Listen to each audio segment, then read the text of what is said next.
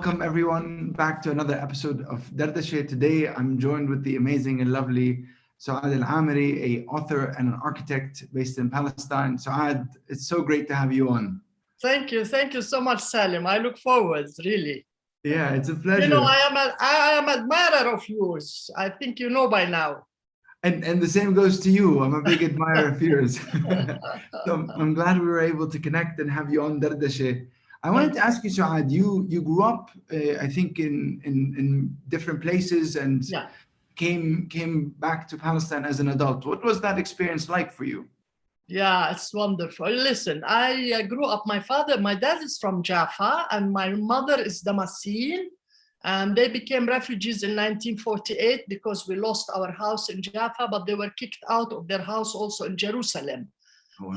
I was born after the Nakba, so I grew up in Jordan. And I always had to sort of imagine Palestine from a distance. As you know, most of the refugees who went to Jordan or Lebanon, Syria, or they were spread all over the world, they couldn't come back to Palestine. No. And especially to what became Israel.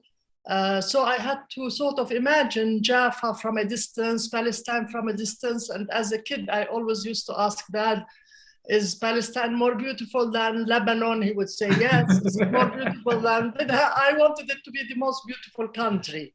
Yeah. So I grew up, I studied, and I came in 81. Okay. To Palestine at the age of 30, actually. I was doing my PhD research on Palestinian village architecture. And I took a leave without pay from the University of Jordan. I was teaching architecture at the time there. And I took a leave for 6 months to do this research. And the 6 months have become 40 years now in Palestine. Wow. What was it like to come back? First of all, at that time we came with permits. It was very difficult to get a permit because I don't have any family actually here. So I was lucky to get a permit. The permit was in Hebrew, so it was very nerve-wracking because I had no idea what it said.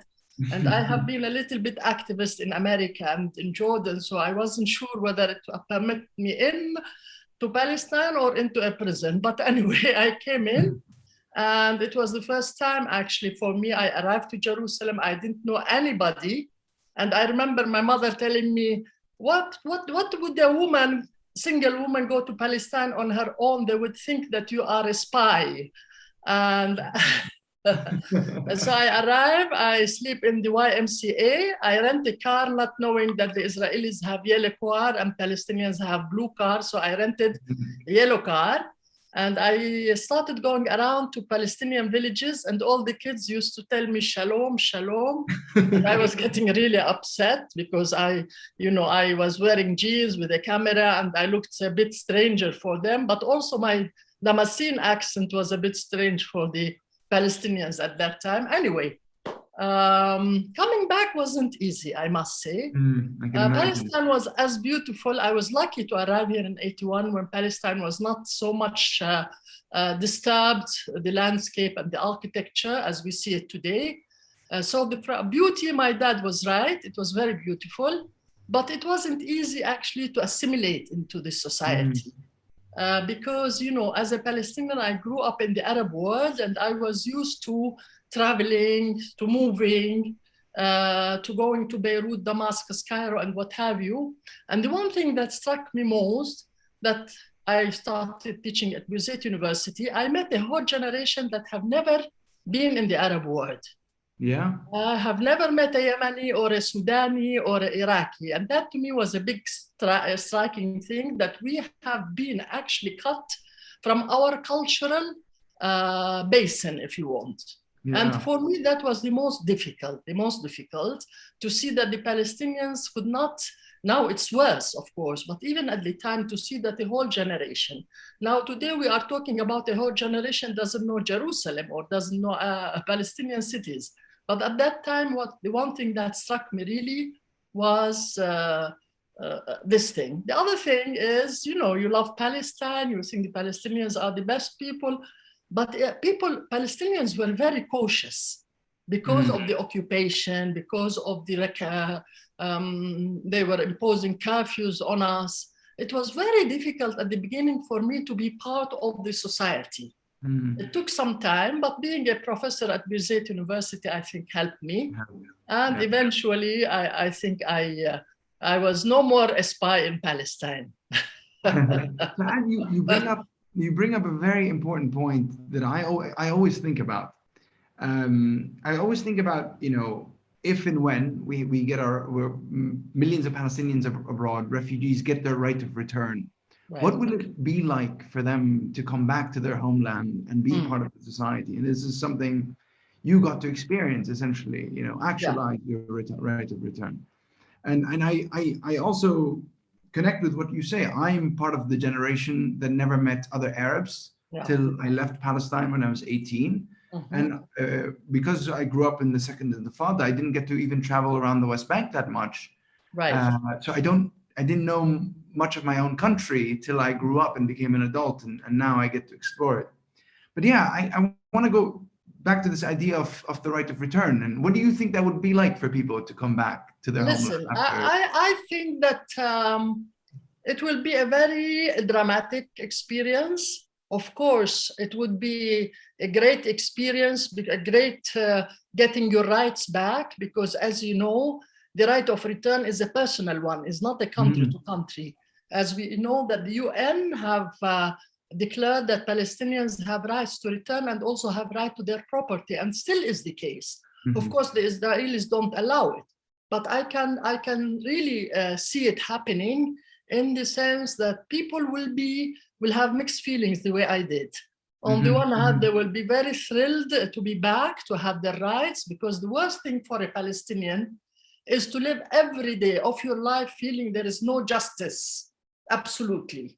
Yeah. And this is the most difficult part, to feel that you have lost a house, you have lost a land, you have lost a school, you have lost a hospital, you have lost, as I always say, Israel took a furnished Palestine. It wasn't an empty land, it was a furnished with schools, with farms, with the best oranges in the world. So I think on the one hand, I always say, Salem, that we and the Jews have very different histories. They were spread all over the world, and they came and gathered in colonizing Palestine. At the same time, the indigenous Palestinians were forced out of their homes and became part of that bigger globe.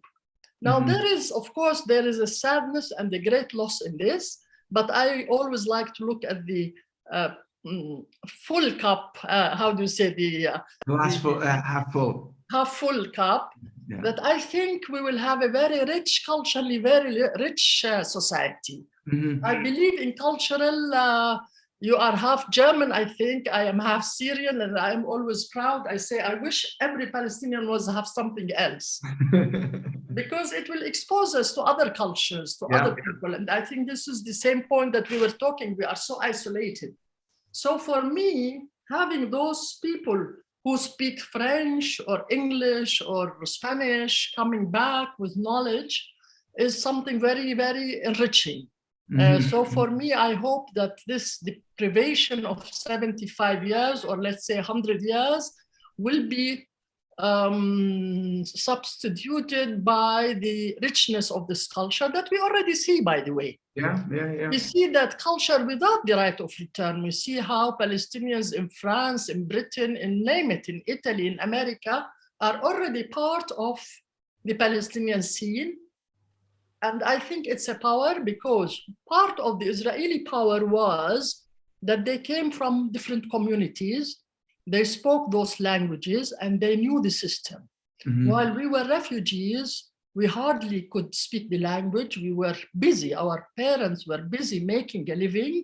That's your grandfather, I would say, which is my father. And then we were educated. And I am sure our kids are at a time where they feel liberated from this trauma and be able to sort of contribute. And we are seeing it now that the Palestinians are becoming culturally part of the film industry, part of the music, part of the writers. We are mushrooming. And this we did not see before. That's true. Yeah. Yeah, I long for those days. I think for those influences and for people to get to experience Palestine in all its good and all its bad. Yeah. I wanted to ask you, what brought you to architecture? Why did you become an architect? You want the serious one or the joke? Both, both. Listen, I discovered at an older age that I am dyslexic, and I don't know if you know what dyslexia is. I do, You yeah. have difficulty reading. I don't have difficulty reading in Arabic. I only discovered when I started reading Latin or English, for that matter, that I was dyslexic. I had difficulty connecting the single word letters together.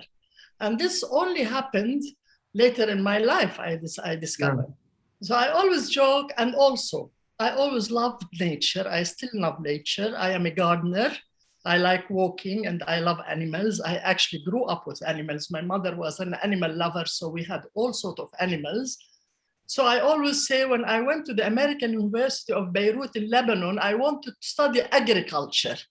Okay. But being dyslexic, I think I wrote architecture by mistake. That's the joke. But actually, most of artists and architects, you will discover that most people who are dyslexic tend to go to art and architecture. I see.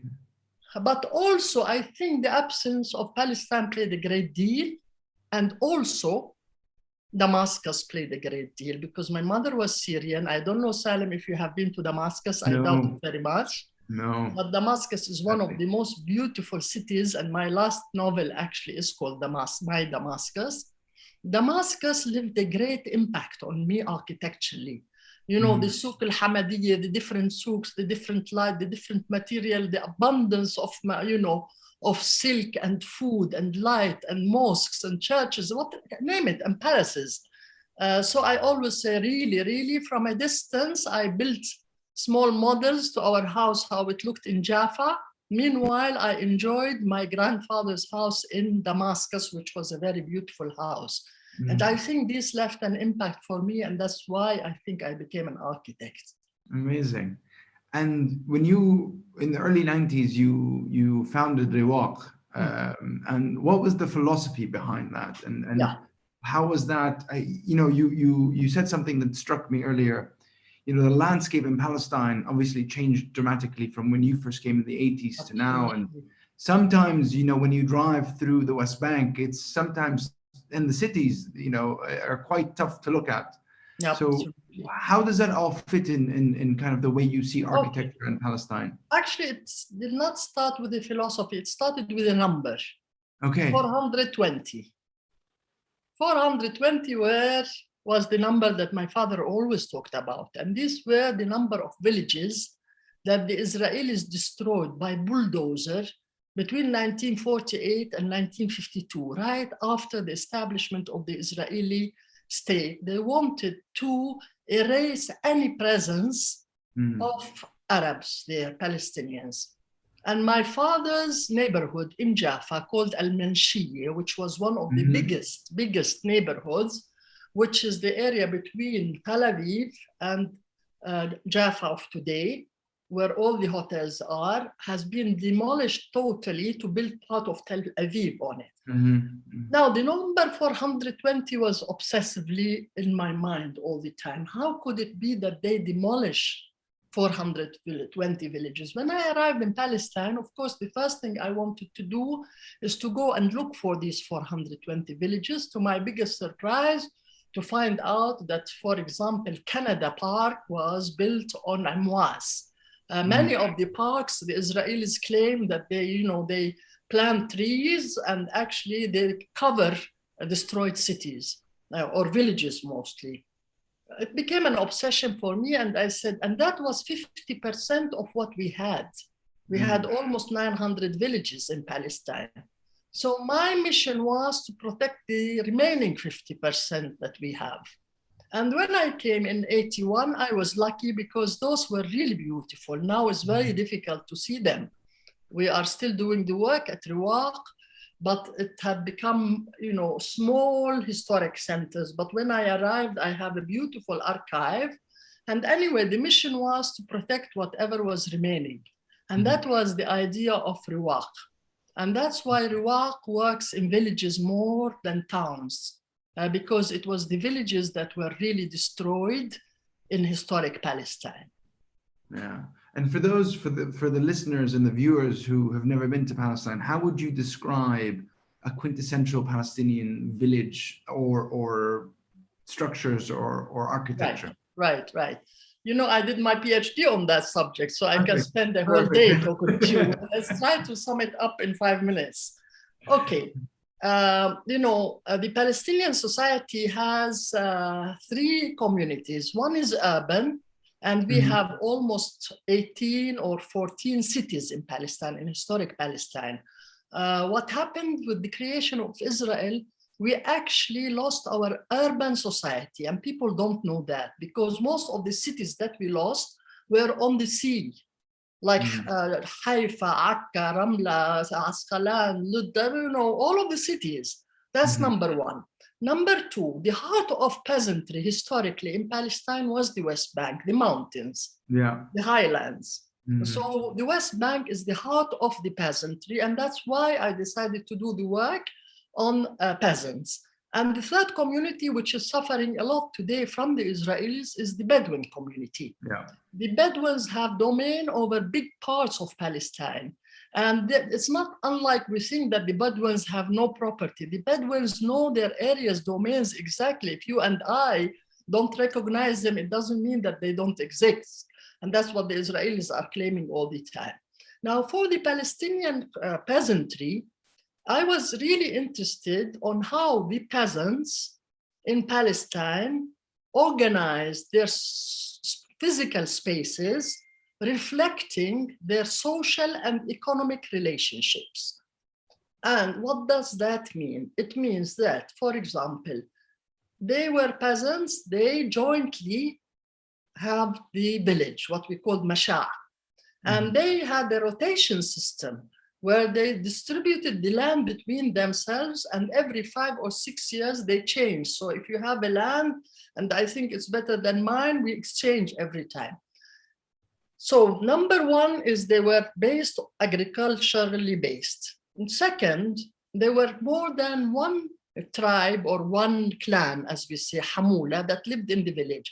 So when you look at the village, actually it's divided according to the social hamula. Every extended family has its neighborhood.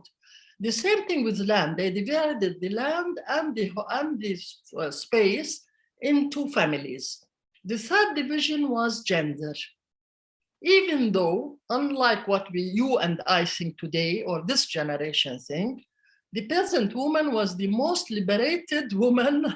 The Bedouins and the peasants, by the way, were the most free and liberated women, because they woke up in the morning, they did some housework, but then they went out to the field and worked with men, specific job, but they collected, they helped with so women really had a space outside, but at the same time, women had spaces inside.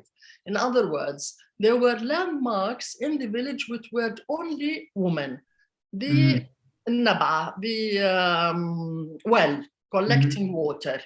Also, the spaces within the courtyard are only women, while men had their own madafa or guest house. So there was a division in the village, but not in the fields, which is interesting. They always mixed out in the field.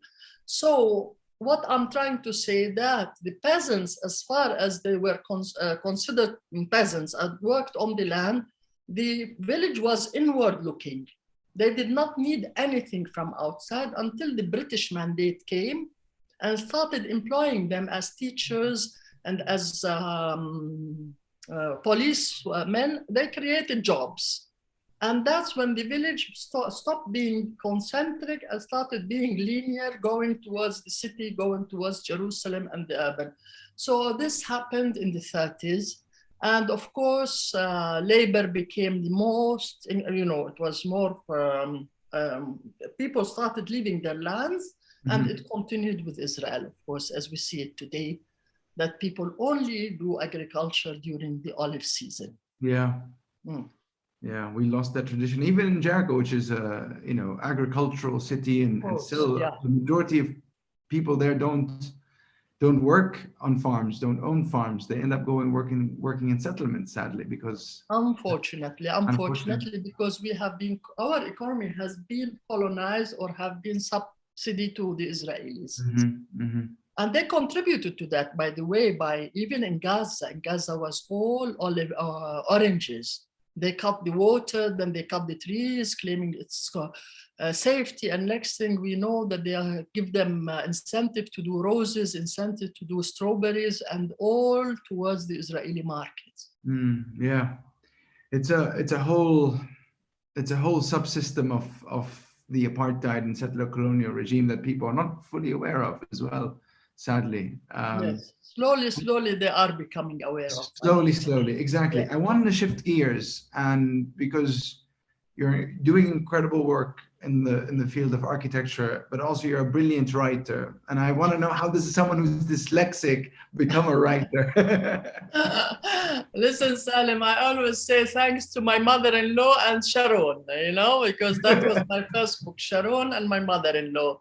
And really, I became a writer by pure accident at the age of 50. So I want to encourage people, the last thing I thought I will ever be is a writer, and I mean it. But as you will discover soon, I am a hakawati. I love telling stories and I love talking. But I never made the connection that if you have a story, you can become a writer. Actually, I always thought that writing is about language. But if you have a good language, but you don't have a story, you cannot become a writer.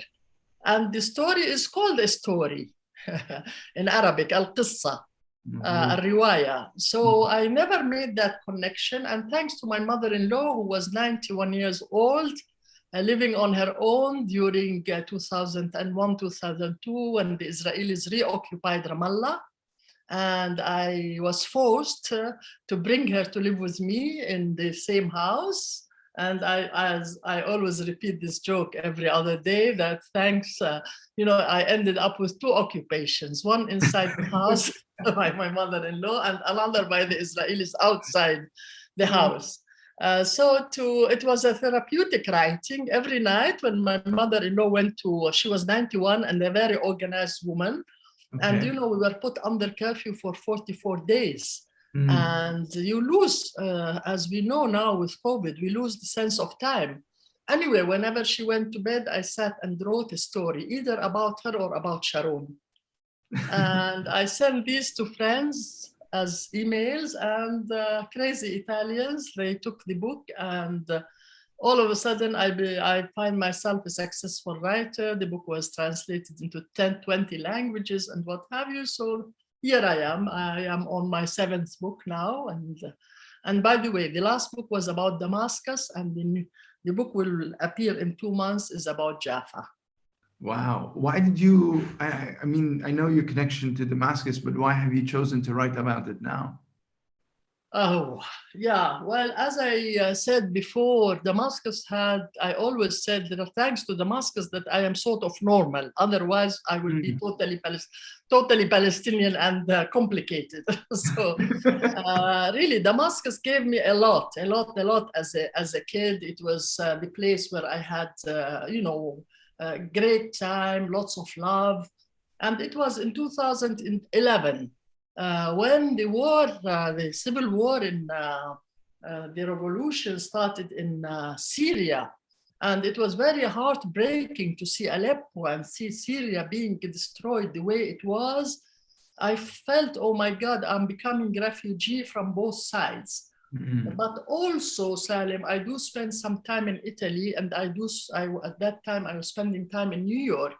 And I saw how the Europeans, some, not all, because some of them are really good, the way they treat refugees, especially the Syrian refugees, as if these people have no culture, no music, no food, nothing. So for me, it was important to write a book describing the beauty. It was about beauty. It was about music, about celebration, about the family coming together on a Friday, with all the family stories, of course. So for me, it was a homage for my mother and also for the city where I grew up, but it was also a homage for the refugees. which is one of the biggest problems that we are living today in the world, in addition to the environment. Amazing. That's why I wrote Damascus. That's very inspiring, Suad. I want to thank you. I could genuinely sit and listen to you all day. You are Hakawatiyya. And you will regret it, Salem. I was captivated the entire time. Before I let you go, I want to ask you, where can people get your books? Okay, if you are in America, the Damascus has just been published by Interlink. If you go to Amazon and put my name, Suad Amiry, A-M-I-R-Y, you will find all the books. You can order them. If you happen to be in Palestine, in Arabic, you can find them mostly in Jerusalem, at the American colony, أو المكتبة العلمية أحمد ومحمود المنى. Amazing. You can find Dimashqi and all the other books. I encourage everyone to go out and get Suad's books and be fully entertained and educated and enlightened. Suad, it was so lovely to have you. Thank you. Keep up the good work yourself. Thank you so much. Bye.